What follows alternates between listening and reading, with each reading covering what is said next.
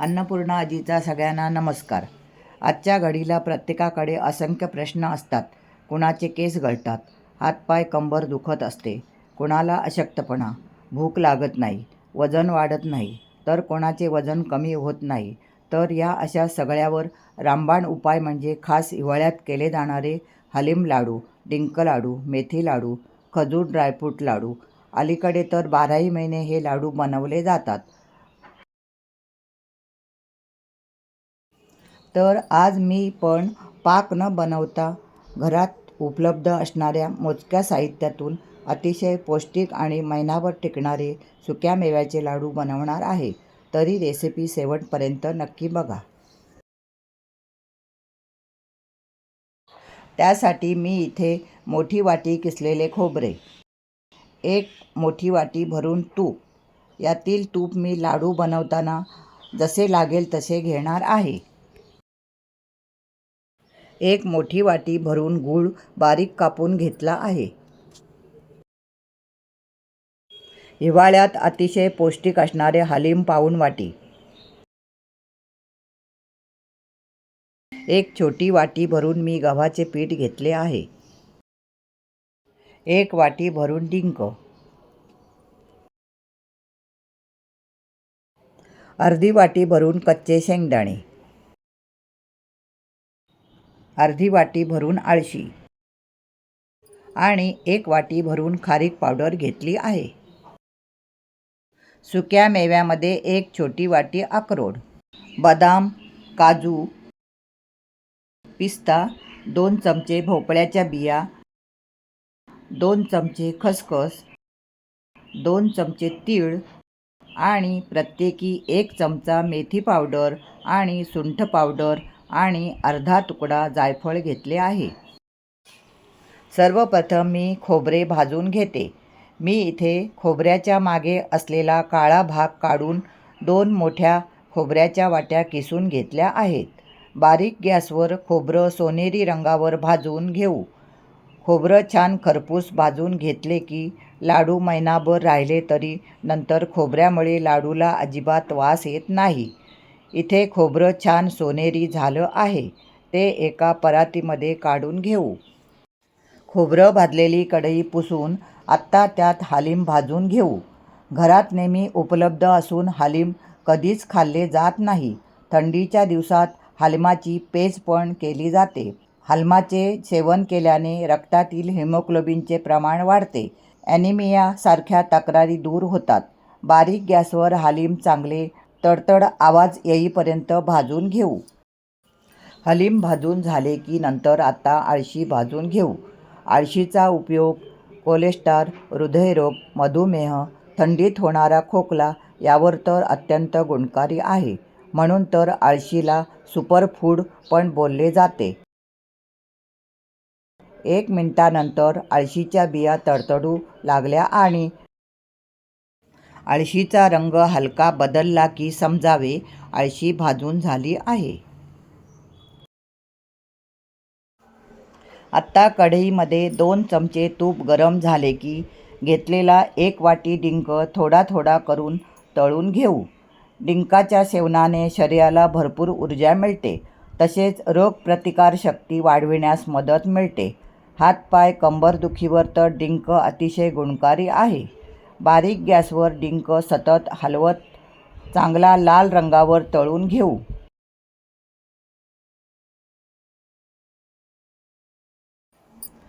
तळून झालेला डिंक काढून परत कढईमध्ये 2 चमचे साजूक तूप घालून राहिलेला अर्धा डिंक पण तळून घेऊ. डिंक एकदम तळला तर तो व्यवस्थित फुलत नाही. डिंक जर व्यवस्थित तळला गेला नाही तर कडक राहिलेला डिंक लाडू खाताना दाताखाली येतो. म्हणून डिंक छान फुलेपर्यंत आणि हलका लालसर होईपर्यंत तळून घेऊया. तळून झालेला डिंक खोबऱ्याच्या बाजूला परातीत काढून घेऊ.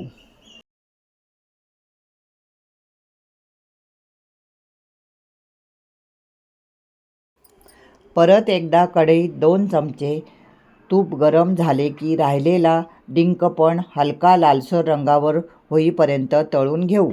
तळून झालेला डिंक परातीत खोबऱ्याच्या बाजूला काढून घेऊ.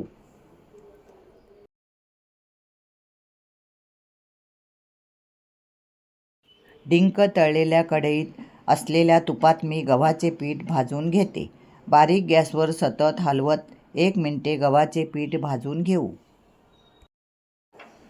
गव्हाच्या पिठातून हलकासा वास येऊ लागला की त्यामध्ये मी 1 वाटी भरून घेतलेली खारीक पावडर घालून घेते. खारीक किंवा खारीक पावडरचे सेवन स्त्रियांसाठी विशेष महत्त्वाचे आहे.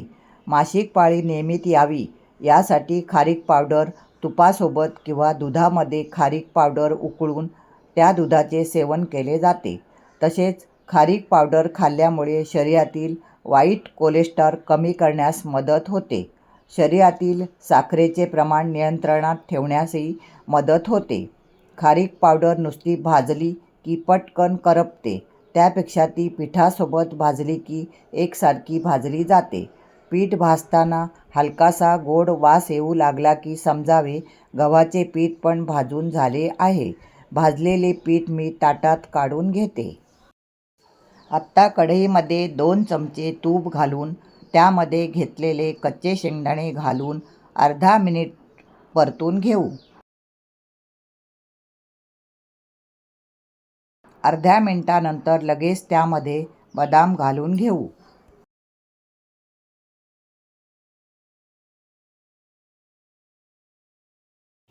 शेंगदाणे बदाम हलकेसे परतले की त्यामध्ये एक एक करून घेतलेले सर्व ड्रायफ्रूट घालून बारीक गॅसवर सोनेरी रंगावर परतून घेऊ. थंडीच्या दिवसात काजू, बदाम, शेंगदाणे, पिस्ता, अक्रोड नुसते खाल्ले तर ते लगेच खोकला होण्याची भीती वाटते. त्यामुळे अशा पद्धतीने तुपावर परतून ड्रायफ्रूट्स लाडूच्या माध्यमातून खाल्ले तर त्याचा शरीराला जास्त फायदा होतो. कधीकधी घरात असूनसुद्धा आपण ड्रायफ्रूट खाण्याचा कंटाळा करतो किंवा विसरतो. तर अशा पद्धतीने ड्रायफ्रूट घालून लाडू बनवले तर घरातील लहान मुलापासून ते वयोवृद्धापर्यंत ड्रायफ्रूट सगळ्यांच्या पोटात जातात.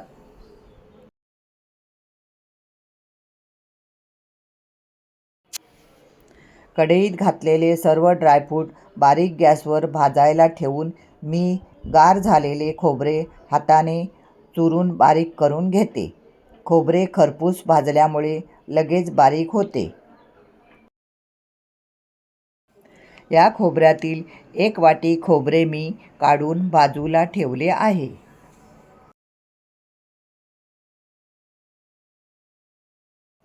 खोबरे चुरून झाल्यावर तळलेला डिंक पण मी मॅशरने कुस्करून घेते. डिंक गरम असल्यामुळे लगेच तो कुस्करून बारीक करायला सोपा जातो. एकीकडे सुकामेवा पण तळून सोनेरी झाला आहे. तो पण मी परातीत काढून घेते.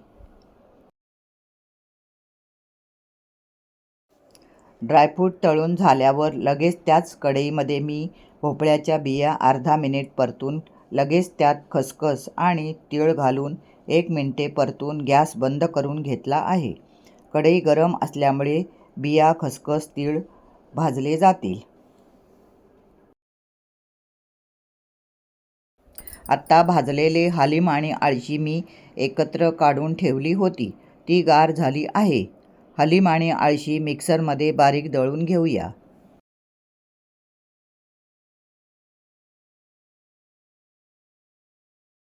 हलीम आळशी दळून झाली की लगेच मिक्सरच्या भांड्यात बिया, तीळ, खसखस पण जाडसर वाटून घेऊ. खसखस, तीळ जाडसर वाटल्यामुळे त्यांचा लाडूमध्ये मस्त वास येतो. खसखस नंतर आता तळून घेतलेले सर्व ड्रायफ्रूट मी जाडसर वाटून घेते.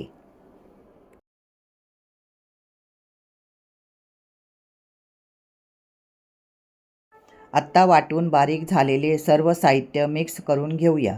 त्यात वाटून घेतलेले हालीम, आळशी, खारीक पावडर, गव्हाचे पीठ घालून सर्व चांगले एकजीव करून घेऊ. त्याआधी मी त्यामध्ये घेतलेली सुंठ पावडर आणि मेथीची पावडर पण घालून घेते.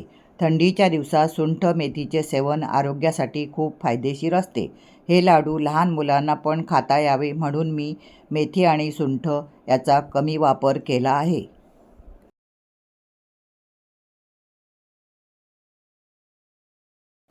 सर्व साहित्य चांगले मिक्स करून झाले की कढईमध्ये 4 चमचे तूप घालून घेऊ. लगेच त्यात बारीक कापून घेतलेला गूळ घालूया. गूळ घातला की लगेच त्यात मी पाव वाटी पाणी घालून घेते. हिवाळ्यात बनवल्या जाणाऱ्या सर्व प्रकारच्या लाडूमध्ये तुपाचे प्रमाण जास्तच ठेवावे, कारण थंडीत पचनसंस्था कमी होते. शरीरातील पाचकतंत्र सुरळीत चालावे यासाठी थंडीत तुपाचा जरा जास्तच वापर करावा. थंडीच्या दिवसात तर तुपाला गोल्डन अमृत असे पण बोलले जाते. गूळ वितळत असताना त्यामध्ये मी जायफळ किसून घालते. मी इथे गुळाचे प्रमाण कमी घेतले आहे, कारण मी लाडूमध्ये खारीक पावडर पण वापरली आहे. खारीक पावडरमुळे सुद्धा लाडूची गोडी वाढण्यास मदत होते.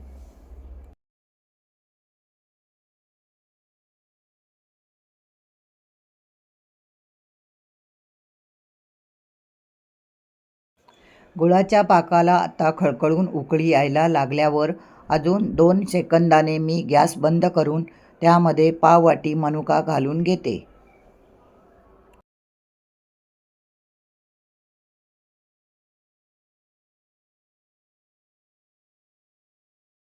पाकाला आलेली उकळी कमी झाली की त्यामध्ये लाडू बनवण्यासाठी केलेले पीठ हळूहळू करून घालून घेऊ. गुळाच्या पाकात जेवढे पीठ बसेल तेवढेच मी घालून घेते. कारण उगाच सर्व पीठ घालण्याच्या घाईमुळे लाडूच्या पिठाचा पाक कमी झाला तर नंतर लाडू वळताच येत नाहीत. आता त्यामध्ये बाजूला काढून ठेवलेले किसलेले खोबरे पण मी घालून घेते. लाडूच्या पाकात बसेल तेवढे पीठ घालून लगेच चमच्याच्या साहाय्याने हलवून घेते. एवढ्या केलेल्या पाकात माझे थोडे थोडे करून सगळे पीठ पाकात घालून झाले.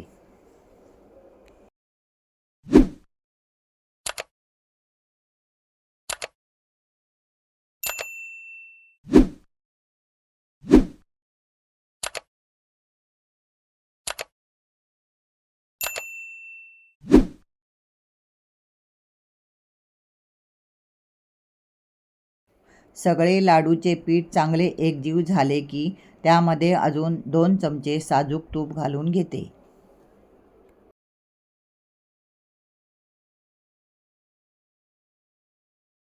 पाकात घातलेले सर्व पीठ पाकात एकजीव करून लगेच गरम कढईतले पीठ ताटात काढून घेते. गरम कढईत जर लाडूचे पीठ जास्त वेळ राहिले तर लाडू नंतर खूप कडक होतात.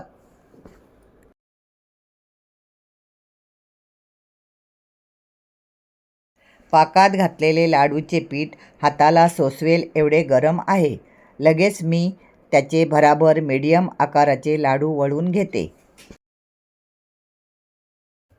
लाडू दिसायला एक नंबर दिसत आहेत. लाडू पटकन अगदी सहज सोपे वळले जात आहेत. तुपाचे योग्य प्रमाण वापरून केलेले लाडू महिनाभर राहिले तरी अजिबात कडक होत नाहीत. लाडू संपेपर्यंत एकदम मऊ राहतात. लाडूचे पीठ गरम आहे तोवर मी भराभर लाडू वळून घेते.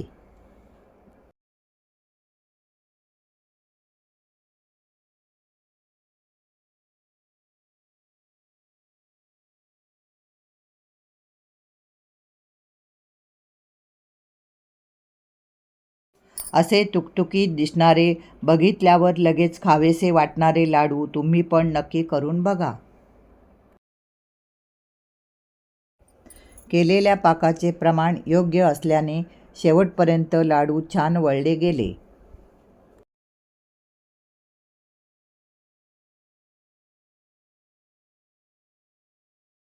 एवढ्या साहित्यात माझे 40 लाडू तयार झाले आहेत आणि त्यासाठी मला अर्धी वाटी तूप लागले आहे.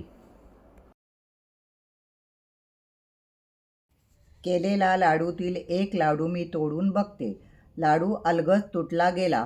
लाडूमध्ये घातलेले ड्रायफ्रूट्स, खोबरं, डिंक लाडूमध्ये एकदम छान दिसत आहे.